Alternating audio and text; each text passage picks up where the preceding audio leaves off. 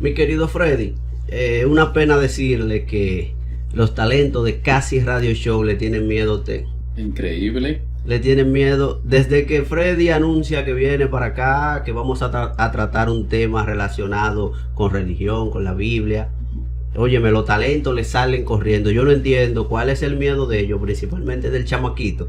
Porque El chamaquito, ¿verdad? Cuando usted no está aquí, él vive diciendo Sí. tráemelo, pero desde que usted dice que viene, le salen corriendo y o sea, no entiendo por qué el miedo, por qué el pánico. Que aquí lo que venimos a hablar de religión. Habla de religión. Bienvenido, Freddy. Gracias, Samuel. Estamos aquí con la misma energía y lleno de pasión por hablar de la palabra de Dios. ¿Qué nos trae hoy, Freddy? ¿Qué tiene usted para los casi oyentes de Casi Radio Show? Bueno, el título que tenemos a bordo en esta noche es acerca de los grupos más prominentes del primer siglo. Los grupos con los que Jesús, Pablo y los demás apóstoles siempre estaban en una disputa, debatiendo y discutiendo. Los grupos más conocidos, fariseos y saduceos.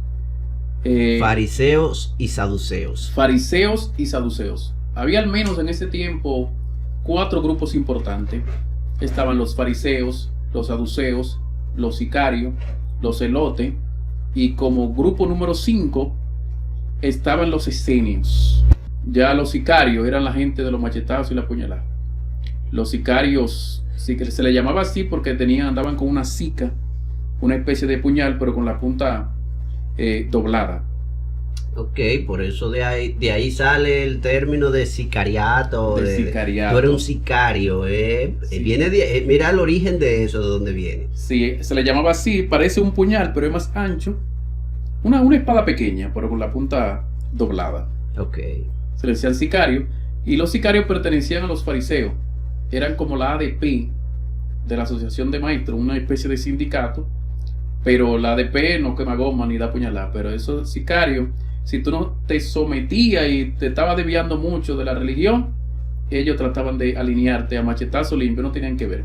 Al igual que los celotes, el grupo número 4 que mencioné, a lo que pertenecía Pedro, incluso el apóstol, pertenecía a ese grupo que en una ocasión, eso le dice que envaine su espada. Lo que le está diciendo es que envaine la sica. Siempre Pedro andaba armado, que a uno de los siervos del sumo sacerdote en una ocasión le mochó una oreja.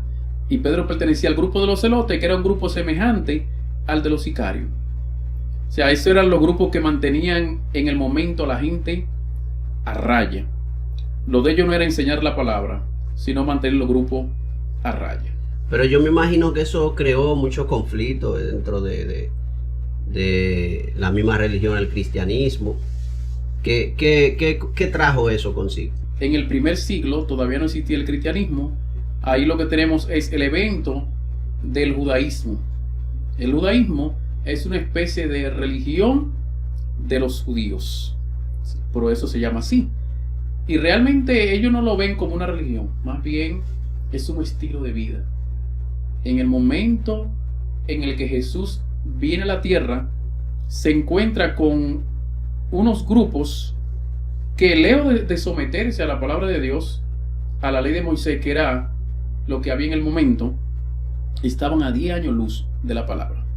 Y a través de los tiempos se ha creído que la guerra que Jesús tenía con otros grupos era porque Jesús hablaba en contra de la ley de Moisés y ellos a favor. O sea, eso fue lo que la tradición nos hizo creer. Pero cuando profundizamos en la Biblia, nos damos cuenta que era todo lo contrario. Jesús vino a reanudar los mandamientos. Porque ¿cómo estar en contra de amar a Dios sobre todas las cosas y a tu prójimo como a ti mismo? El mensaje central del Mesías era el amar al prójimo. Entonces, ellos se hallaban el mensaje muy chévere, pero no les gustaba. ¿Por qué? Porque ellos eran completamente corruptos. Tanto los saduceos como los fariseos estaban afiliados, principalmente los saduceos, a Roma, a la parte de la élite. O sea, ya ellos no estaban ya en asuntos de moral, ni de Biblia, ni de Torá, sino el poder político. Entonces, es importante resaltar la situación política en la que estaba Israel en ese tiempo, ya que Roma lo había invadido. Pero antes, ya Alejandro Magno, o Alejandro el Grande, en el 333, había tomado 37 ciudades en Israel. Entonces, los romanos esclavizan a los griegos, pero son absorbidos culturalmente por Grecia. ¿Con qué se come lo que estoy diciendo? Los romanos esclavizan a los griegos, pero se enriquecen con la cultura griega, tomando el arte y la literatura, y todo lo que hacen los romanos lo hacen de la cultura griega. Entonces, ¿qué sucede?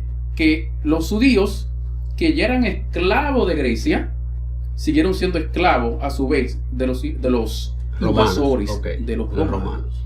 Entonces, en esta situación, muchos judíos decidieron o optaron por agregarse al poder político. Dijeron, la religión en este momento, o la palabra, o la Biblia, o la moral, no nos puede proteger. No nos queda otra cosa que aliarnos al poder.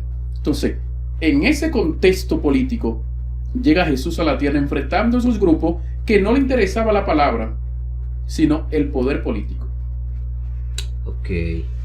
Entonces, porque el origen del tema que tenemos eran los conflictos entre Jesús, los saduceos y los fariseos.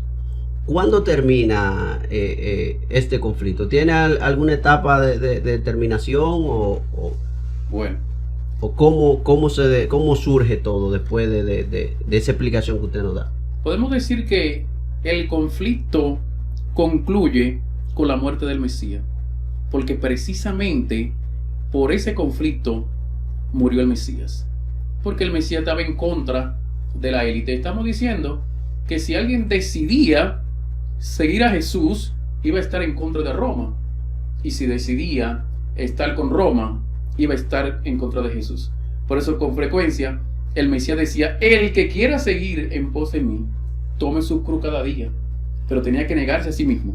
Por eso es que cuando él se encuentra con el joven rico, que el joven rico le dice a él y le alega que él guarda los mandamientos de niño, a Jesús le parece extraño, porque tú no puedes guardar los mandamientos y al mismo tiempo estar con Roma.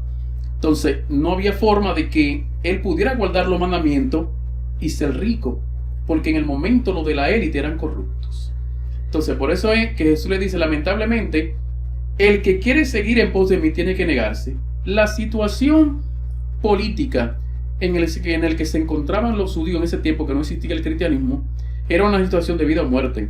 Si tú decidías seguir a Dios, enfrentaba el poder político. Entonces, los fariseos creían en ángeles y resurrección, pero contrario a los saduceos, ellos no creían en nada de esto. O sea, no creían en ángeles ni creían en resurrección de los muertos. Y el mensaje central del judaísmo por más de 3.500 años es precisamente la promesa de la llegada de un Mesías y el mundo por venir, o sea, la resurrección de los muertos. O sea, todo no se termina aquí, hay un más allá. Ese era el mensaje central. Aparte del amor al prójimo, el mensaje central de los apóstoles era, después de esta vida hay otra. El mismo Pablo dice, si no hay nada más después de la muerte, entonces comamos y bebamos, que mañana moriremos. O sea, puedo comportarme de cualquier forma, porque si al final el resultado es el mismo, si al final no hay ninguna recompensa. Entonces, ese era el mensaje de Jesús. Entonces, la guerra principal, aquí tenemos una principal razón, era porque los saduceos no creían en ese mensaje. O sea, no estamos de acuerdo contigo con ese mensaje porque no creemos ni en resurrección ni en ángeles. Entonces, una cosa que no se entiende, ¿por qué? Porque todos tenían una sola Biblia. Un pueblo entero, más de 300 escuelas de pensamiento, debatiendo con un solo libro y no se ponían de acuerdo. Más de 300 controversias. En el momento, habían dos dirigentes que eran los que dirigían esos movimientos. Uno se llamaba Shammai y otro se llamaba Hillel o Hillel. ¿Qué sucede? Hillel amaba a los gentiles, a las personas que no eran de Israel, que eran extranjeros, pero Shammai los odiaba. Entonces, Shammai entendía que un judío ni siquiera podía mezclarse con un gentil. Entonces Jesús estaba completamente en contra de eso. Entonces, ¿en qué estaban de acuerdo los fariseos con Jesús? En ese mensaje de la resurrección de los muertos, en el mundo por venir, en que todo no se termina ahí. Pero en una cosa no estaban de acuerdo, y era que tú no puedes ser el Mesías, porque para tú ser el Mesías, tú tienes que quitarnos a nuestros enemigos de encima. O sea, ellos esperan un Mesías que venga a pelear en contra de Roma y a quitarle a sus invasores encima. Pero viene un Mesías que le dice que ellos tienen que amar a sus invasores. Amen a sus enemigos. Ellos no entendían ni podían entender ese mensaje, porque todo lo contrario, querían quitarse a sus enemigos de encima. Entonces, la principal razón de conflicto era el concepto de la resurrección de los muertos y de la existencia de ángeles. Entonces, por un lado tenemos que los saduceos están en desacuerdo con el Mesías por ese concepto, pero los fariseos están en desacuerdo con el Mesías porque el Mesías dice que es el Mesías, o sea, el hombre del momento, el que esperaban. Entonces los fariseos ni los saduceos en eso no estamos de acuerdo, no. Usted no puede ser el Mesías, porque de ser el Mesías, entonces ya nosotros no tuviéramos los invasores y estar debajo de los invasores, porque se supone que el Mesías nos va a liberar de nuestros enemigos. Dichos invasores que eran romanos con cultura griega ya, porque ya se habían culturizado en tierra griega. Exactamente, o sea, ellos habían esclavizado a los griegos y lo habían asimilado culturalmente. Y también los judíos que Jesús encontró en el momento habían hecho lo mismo. O sea, al Alejandro Magno, Alejandro el Grande, en el 333, duran tantos años invadiendo más de 37 ciudades judías, ya ellos habían sido doblegados y habían abandonado parte de su cultura y se habían olvidado de hecho de lo moral, de los mandamientos de Moisés. Entonces, en el momento como el Mesías llega, no encuentra creyente en la palabra. Todo lo contrario, lo que encuentra es religioso, puramente religioso y corrupto. Y que con frecuencia el Mesías siempre le decía hipócrita. O sea, ustedes son actores y actrices, porque ustedes dicen amar a Dios, sin embargo le quitan las casas a las viudas y no ayudan al necesitado. Entonces, ese era el conflicto. Todo lo contrario, el Mesías no vino a hablar en contra de los mandamientos, vino a defenderlo en el momento. Entonces, ese es el principal conflicto que tenemos. La resurrección de los muertos, el mensaje central de todos los apóstoles, el mensaje central del movimiento del momento. Nosotros estamos aquí y servimos a Dios y tenemos una promesa. O sea que lo que motivaba el movimiento en el primer siglo era la promesa de un mundo mejor. Pero claro, no a la manera de ellos, porque ellos querían vivir bien, sin embargo, estaban en contra por completo de lo que era la palabra de Dios. Entonces me decía, si ustedes quieren realmente que Dios les libere de sus enemigos, ustedes tienen que arrepentirse y convertirse y cambiar de estilo de vida. Es increíble la manera en cómo usted explica, porque el que no conoce, el que no lee, el que no escudriña las escrituras y se queda por lo menos como yo, que de la historia que sé, de lo poco que sé, me crié viendo, por ejemplo, en Semana Santa, películas, relatos y cómo fue que Jesús nació, el transcurso de la vida, que te lo resumen en 2 horas de una película, y su muerte, pero en ningún lado te explica con detalles desde un punto de vista político, desde un punto de vista social, desde un punto de vista de la misma religión. O sea, todas las cosas que se fueron cuadrando una con otra, en donde usted incluye a los fariseos, a los saduceos, para que se dé la muerte de Jesús. Para que se dé la muerte. O sea, no solamente nosotros nos enseñaron, bueno, Jesús murió por los pecados. Murió por los pecados, pero mire todo lo que usted está diciendo, y todo eso en base a la Biblia, todo eso en base a la lectura de la Escritura. Así mismo. O sea, lo que tenemos acá es un conflicto de partidos, como los partidos políticos, los fariseos y los saduceos. El mismo Pablo, que al principio, aún siendo fariseo, recibía cartas de los principales sacerdotes, o sea, del grupo contrario, para perseguir a los que seguían a Jesús. Oiga esto, Pablo pertenecía a la corriente o al partido político, y se puede decir, o a la escuela de pensamiento de los fariseos, pero recibía carta de los contrarios. Se pudiera decir uno de derecha y otro de izquierda. De derecha y de izquierda. Entonces la guerra que tiene Pablo, precisamente también, es por eso, porque él decide en un encuentro que tiene, en una revelación, de acuerdo a lo que dice Hechos capítulo 9, decide entregarse por completo al grupo del Mesías. Porque ¿qué pasa? El Mesías por un lado tenía punto de vista saduceo, por un lado pensaba como los fariseos, por otro lado pensaba como los esenios, por otro lado pensaba como los celotes. O sea, de cada escuela de pensamiento, de cada grupo, el Mesías tenía un poquito. ¿Por qué? Porque nadie tiene la verdad absoluta. Pero yo me imagino que él sacaba lo mejor de cada grupo. Lo mejor. Estamos diciendo que el Mesías no pertenecía a ningún grupo. Okay. Él simplemente era judío. Como te dije ahorita, no existe en Israel religión. Disculpe, es bueno que usted aclare eso porque fácilmente aparecen dos casi oyentes y empiezan a comentar, pero ¿cómo es esto? ¿Dónde? Explíqueme eso. Es bueno que usted aclare ese punto. Claro, en el tiempo en el que estamos ubicados, no hay cristianismo, porque siempre se nos dice que Pablo pertenecía a los cristianos. El cristianismo surge en el tercer siglo. O sea que en el tiempo que estamos hablando es un problema de judío contra judío. O sea, los fariseos eran judíos, los saduceos eran judíos, aliados al poder político de Roma. Aquí no hay cristianismo. O sea, las personas a las que Pablo perseguía para matar eran también su propia familia, eran de su propio pueblo. Oh, Dios. Era una guerra de escuela de pensamiento. Aquí no hay cristianismo. Y usted ve eso por todas las redes, y eso fue lo que nos vendió, porque las películas son completamente de cultura católica. Y ellos proyectan a un Pablo que anda persiguiendo cristianos para matarlo. Pero eso no está en las escrituras. Era una guerra de judíos contra judíos, de escuela de pensamiento. Y una guerra que se remonta al 333. ¿Por qué se remonta hasta ahí?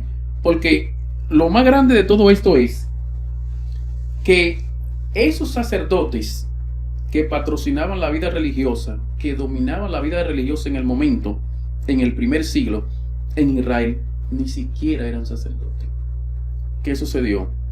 Que esos grupos que liberaron a Israel en el momento de los grecosirios, del grupo de Alejandro el Grande, la parte política, lo que hicieron la guerra, lo que llevaron cabeza, lo que dieron puñalada, entonces dijeron: aquí la vida religiosa no la va a gobernar ningún sacerdote que no se enfrentó a las pandillas ni a las manadas de Alejandro Magno. Aquí vamos a gobernar lo que nos enfrentamos, lo que fuimos a la guerra, lo que sacamos espada. Entonces, ¿qué sucede? Que ahora tenemos una pandilla de guerreros que no saben nada de la Torá, nada de la Biblia, nada de moral. Lo que son es asesinos, pero están dominando la vida religiosa del templo. Entonces, por eso era la guerra de ellos con el Mesías, porque ellos ni siquiera religiosos eran, ni siquiera entendían nada de la Biblia. Y ahí, en ese contexto, es que surgen los rabinos, los maestros, con frecuencia escribas y maestros. ¿Por qué? Porque esos que estaban en el templo no sabían nada de la enseñanza bíblica, nada. Entonces ellos tenían que enseñar al pueblo. Entonces se hicieron muy popular porque el pueblo tenía que ir a consultar donde ellos. Entonces Jesús surge en ese contexto porque también ellos estaban muy alejados de la Torá. Entonces se remonta al 333 después de la caída de Alejandro Magno. Entonces esos que le ganaron la guerra a Alejandro Magno eran los que estaban dominando el templo, la vida religiosa. Entonces ese era el conflicto que había. Entonces aparentemente ellos le daban a entender a la gente que el conflicto de ellos con Jesús y Pablo era porque Jesús estaba en contra de los mandamientos y en contra de la ley, y era todo lo contrario. Todo lo contrario. Una pregunta un poco fuera de, quizá de contexto, pero usted menciona a Alejandro Magno y fue en ese mismo tiempo. ¿Aparece Alejandro Magno en la Biblia? Alejandro Magno no aparece en la Biblia, pero aparece en la historia. Incluso, voy a dejar de decir tanto de hecho, porque ahí me encanta esa palabra. Siéntase libre, siéntase libre. Hace rato que estoy peleando con esa palabra, pero también existe la palabra incluso, por Dios. Miran los oyentes y el chamaquito que está ya escuchando. Entonces, te decía Vuelve atrás, que se me fue un poquito el hilo. Le preguntaba si Alejandro Magno, un gran personaje de la historia, aparece en la Biblia. La Biblia católica contiene 72 libros. O sea, tiene 6 libros más aparte. La que nosotros usamos comúnmente, la que yo tengo aquí en el teléfono, tiene 66. Que la Biblia que usamos la mayoría de los evangélicos. La de los católicos tiene 72. Esos 6 libros precisamente son los denominados libros apócrifos, que no son libros falsos, sino que simplemente la iglesia lo cogió como para ello. Y para la mayoría solamente nos dejó 66 libros. O sea que esos 6 libros apócrifos contienen la historia de lo que yo estoy hablando hoy acerca de Alejandro Magno. O sea que la que tiene 66 no contiene todo este contenido que yo te estoy hablando hoy. O sea, si tú buscas una Biblia católica de esa antigua vieja que tiene 72 libros, tú vas a ver todo este comentario acerca de Alejandro el Grande.